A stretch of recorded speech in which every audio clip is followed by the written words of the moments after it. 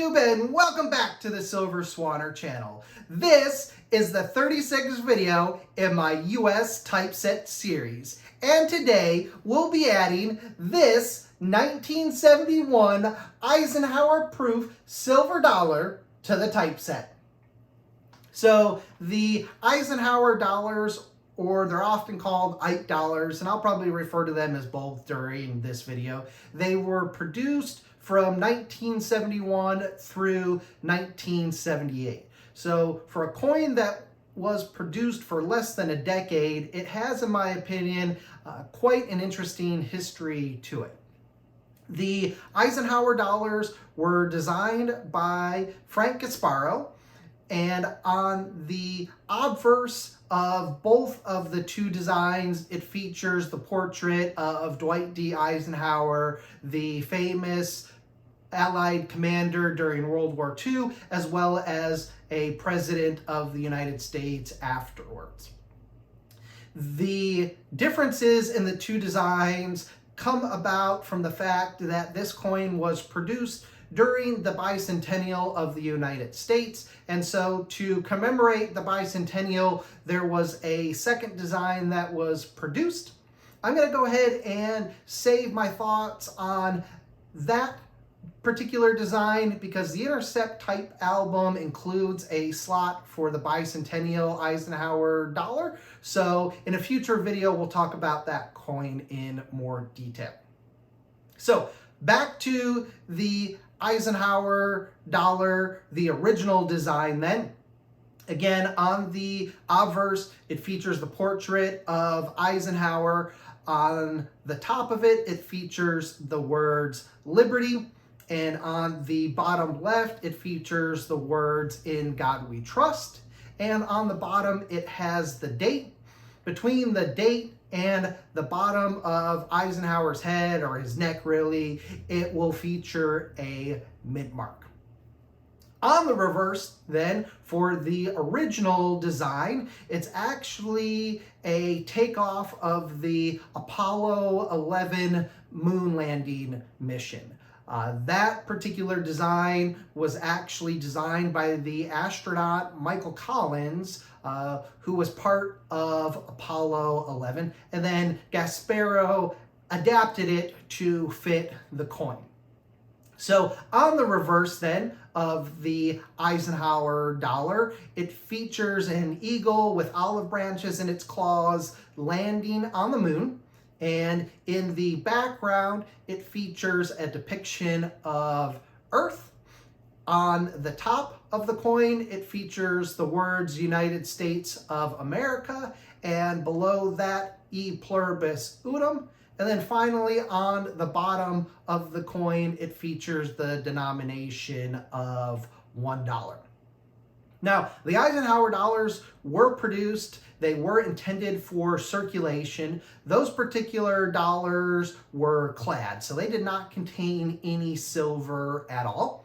But the mint did offer versions that were 40% silver, but they were meant for collectors. So like I have here, this is a proof. This was meant for collectors, and it is 40% silver. But the mint actually produced another version of Ike dollar that was also 40% silver, but this one was not proof. This was an uncirculated coin, so it didn't have that proof finish associated with it, but it was included in this blue envelope. So collectors will often refer to each of these as a brown Ike or a blue Ike. And that simply denotes the packaging, and then the packaging references the type of finish that the coin had. But ultimately, both the brown and blue Ikes were 40% silver. So I'll be adding the proof coin to the typeset today. The brown Ikes are pretty notorious for developing a haze. So don't cringe too hard, but we are going to use a little bit of this MS-70 to try and remove some of this haze. This isn't a milking like you'll find with some of the more recent bullion silver coins. The Britannias and the Canadian maples are particularly notorious for featuring what precious metals collectors will call milk spots. This is a little bit different. This is a hazing that's caused more by the packaging that the Eisenhower dollars were packed in, and the MS-70 supposedly, I haven't tried it yet, so we're going to try it together for the first time, is really good at removing that haze. These aren't particular rare or expensive coins. The 1971 was the most common of the brown ikes that was produced. So for that factor, I don't feel bad about cleaning a coin. In general, though, you don't want to clean coins.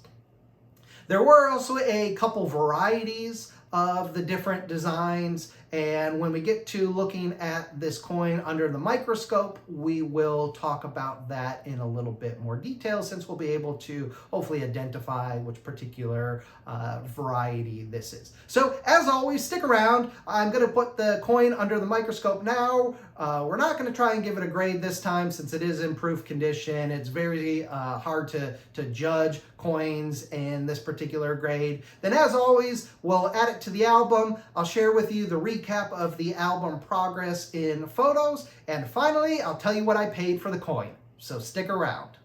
Okay, a little bit of a pit stop here. I forgot we're going to need to crack the brown ike out of its plastic holder. So we'll use this opportunity to do that, as well as talk about the packaging of the brown and blue ikes here. So this is the blue ike. It's included in just an envelope here. It has the date, Eisenhower uncirculated silver dollar, and the shield of the Treasury. If we open it up and look here, there is our Eisenhower uncirculated silver dollar. It's just sandwiched between two little pieces of very thin cardboard, thicker than paper, but not that thick. And then here is our Eisenhower uncirculated finish silver dollar. You can see this is a 1971, so this is the first year that they were produced. This is what I don't like about these plastic mint cellos. They tend to kind of separate and allow the air in. You can see here where it separated that. It's got all this weird, I don't know what that white stuff is in there. I don't think it's mold, but it's something that's reacting with the contents of the package. And you can see here, I hope you can see here, it looks like it's a little hazy, like I was describing with the proof that we'll look at in just a second here. So that is our blue ike, and here is our brown ike. Again, these aren't very expensive at all. Of course, I'll tell you what I paid for it at the end of the video. I actually have several of these, including multiple of the 1971s, so I don't feel bad cracking this thing at all, nor do I feel bad cleaning it. This particular one, the box is really starting to fall apart. If you're familiar with the GSA, General Services Administration Morgan hoard, this box is pretty much the same design as the Morgan hoard silver dollars, just a little bit different. This includes the fake wood finish, and there's a little blue insert on the Morgans. This is red. And here is our Eisenhower silver proof dollar. Don't know how well you can see that. It says that on the little plastic case here. There's a little hole in the back where you can pop out the coin, as well as see the reverse design here. So we'll go ahead and pop this out of the package here as well. So here is the coin itself in just the plastic case. And hopefully, yeah, it looks like you can just see how kind of hazy it is. It's in great condition other than that haze. So again, we're going to try and use a little bit of that MS-70 today to clean this off. So we'll go ahead and set this packaging aside. I'm going to move a plate here under the camera, so hopefully I can collect all of the little pieces of plastic as this thing shatters. I'm going to use what's called a pair of end nips. So this is just like a piece of pliers, but it's really good. I think I used this on another one of my videos when I was cracking a coin out of a PCGS slab. It really allows you to really get in there and start breaking the case. So here goes nothing. And that came right off with these end nips. That couldn't have been easier. So I like to start on the corners when I'm breaking coins out of cases like this. Once you get enough of the corners started, we'll do 2 here. I'll probably just be able to pry the entire case apart. It already feels like it's prying apart. Give it a little bit more help here.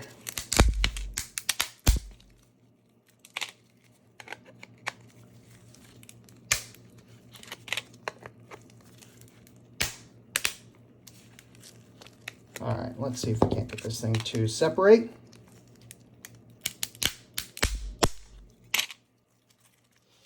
Not quite yet. It looks like we're going to need to get rid of one whole side here. So again, we'll just keep going at it. I've heard people try and use like hammers before to separate these coins out of these cases, and I just think that's way too risky to damaging the coin. So there we are, completely outside of the case and plastic, and oh yeah, you can definitely see that hazing that I'm talking about. And I think that's different from milk spotting. When we get this under the microscope for a second, I'll actually read the MS70 instructions before we clean this, and it says that this kind of hazing on proofs especially, it's supposed to be really good at cleaning. So again, there it is, just under the iPhone camera. Like I said, we'll go ahead and stop here and finally get this under the microscope and take a little bit closer of a look. So stick around. Okay, and here is the Eisenhower Silver Dollar under the microscope. I think you can see the hazing that I was talking about a lot better. And this is the reverse. We'll flip it over real quick and look at the obverse here as well. Again, I think it's pretty clear, the hazing here. So like I said, I'll review the directions here for the MS70 before we start. It says MS70 is not a dip-based product and will not work by dipping your coin. Apply MS70 directly to the coin or use a Q-tip in MS70 and gently apply to coin.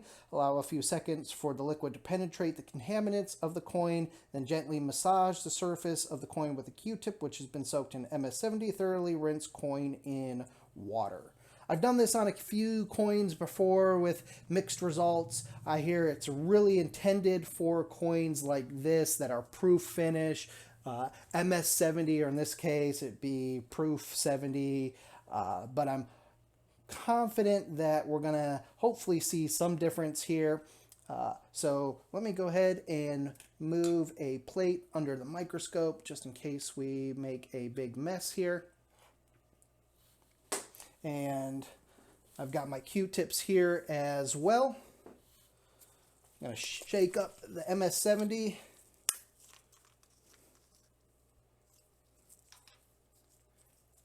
Going to dip my Q-tip in it.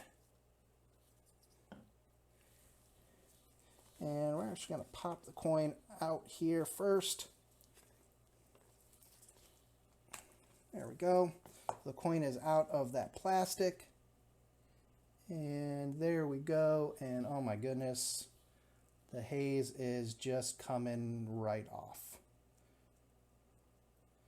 This is perfect. I think you can see that well. Yep, there you go. I mean, just gone. I couldn't be more pleased with the result of that. So again, there it is. You can see me in the reflection there. I mean, that haze is totally gone at this point. Okay, so we're going to go ahead and do the reverse real quick here as well, because I don't want to dip it in the water until I've got both sides, because I don't want to dip it in there when it's got more contaminants in the water. So again, here is the reverse. We'll start right down here, and you can see just all that haze just disappears. Oh, wow. I'd heard it had this kind of result. I'd had mixed results, like I said earlier, and there you go. There is the, for as you can see, there's still some sort of contamination that wasn't that haze in the fields. but the haze that was there is now just gone. So we've let that soak. Just run over it one more time, let that soak. All right, and then I'm going to dip this in my cup of water real quick. And then I have a microfiber cloth. I'm not going to rub this in the cloth. I'm simply going to pat it. So we've patted it dry on the reverse. I'll flip this over. I'll pat it dry on the reverse, or obverse now actually, and just got that out of frame here. And then I'll go ahead and get it back in my hands. And we will pat all of the edges here. My fingers are still wet. So let me dry my fingers off here. Okay. I don't think there is any more moisture on the coin. I'll go ahead and get it back under the microscope. I'm having a hard time fitting it all in here. These are the size of Morgan and Peace dollars, so they're 38.1 millimeters. Wow, that just looks like a completely different coin. Let's go ahead and take a look at the reverse here, see if this is a type 1 or type 2. Most of the proofs are supposed to be type 2. How you're supposed to tell is there'd be a little island off the coast of Florida. I guess that would be like Cuba and Jamaica and maybe the Dominican or Hispaniola, I guess would be Dominican Republic and Haiti. And I can kind of see some islands again. There's still some weird little freckling that's going on. You can see I definitely don't think that that was any residue of the cleaning or scratches that I had. That was definitely there before.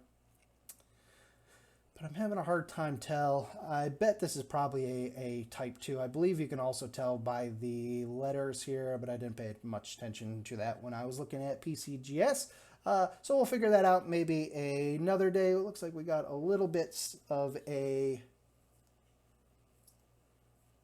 something going on there with a little hair. I'll have to gently blow that off before we put it in the album. So like I said, stick around. We'll go ahead and add the coin to the album now. And finally, I'll give you the recap and share with you what I paid for the coin. Okay, and welcome back, everybody. I've got the Eisenhower Silver Dollar here. Again, just blows my mind how much of a difference that MS-70 made. See, again, all that little stuff in the fields there, again, that was there before, so don't think that that was the result of the MS-70. Certainly, in my belief, I don't think you would be able to ever tell that I had used that on this particular coin. All right, that being said, let's go ahead and add it to the album here. So this is going to be on our dollar page. Here is the last coin in this roll. Or row, rather. And it is going to be a proof, so it's probably going to be quite a tight fit. All right, and there we are. So stick around. I'll go ahead and throw up the photos recapping the album progress so far. And finally, I'll share with you what I paid for this Eisenhower Silver Dollar. And as always, here are the updated album photos. So for the dollars, I have the cheapest, the Sacagawea, and the most expensive, the seeded dollars left. So probably will need to save for a while for the seeded dollars. Those will set me back at least a couple $100 each. And here is what I paid for the Eisenhower dollar.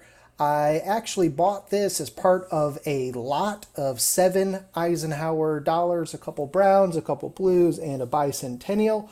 And they weren't priced individually, it was as a lot. So I'm going to give the brown Ike a value of $13. And shipping was included, so I'm not going to divide what I think the shipping cost was I'll just say 0 for the shipping cost since it was an all-inclusive price. That brings my total cost for the coins to $3,647.90. For everything, including the book and shipping, then my total cost is $3,688.39.